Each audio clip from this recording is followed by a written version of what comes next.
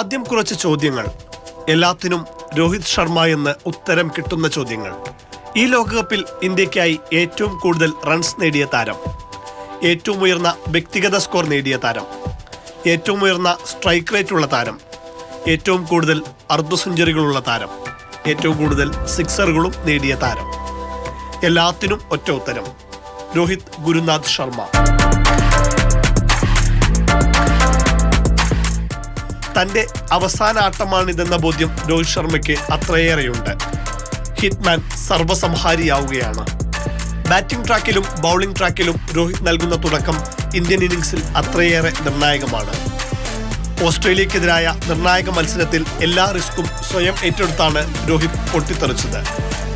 വജ്രായുധമായ പുള്ളും lofted ഷോട്ടുകളും യഥേഷ്ടം പിറന്നു.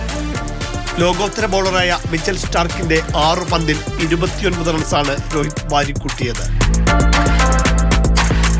മഴ പെയ്ത ഗയാനയിലെ ബൗളിംഗ് ട്രാക്കിൽ ഇംഗ്ലണ്ടിനെതിരെ അസാമാന്യ കാൽക്കുലേഷനുള്ള ഇന്നിംഗ്സ് ആയിരുന്നു. ആങ്കർ ചെയ്യുമ്പോഴും റൺ റേറ്റ് ഉയർത്തിക്കൊണ്ടുപോകാൻ അദ്ദേഹം പ്രത്യേകം ശ്രദ്ധിച്ചു. ഇംഗ്ലീഷ് നിര ചീട്ടുകൊട്ടാരം കണക്ക് വീണപ്പോഴാണ് രോഹിത്തിന്റെ ഇന്നിംഗ്സ് എത്രമാത്രം നിർണായകമായിരുന്നുവെന്ന് ബോധ്യപ്പെടുക.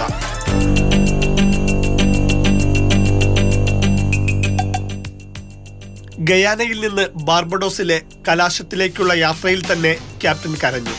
ഓൾഡ് ട്രാഫോർഡിലും അഡ്ലെയ്ഡിലും ഇങ്ങ് അഹമ്മദാബാദിലുമെല്ലാം നഷ്ടപ്പെട്ടത് ഒരുപക്ഷെ അയാളെ വേട്ടയാടി കാണും.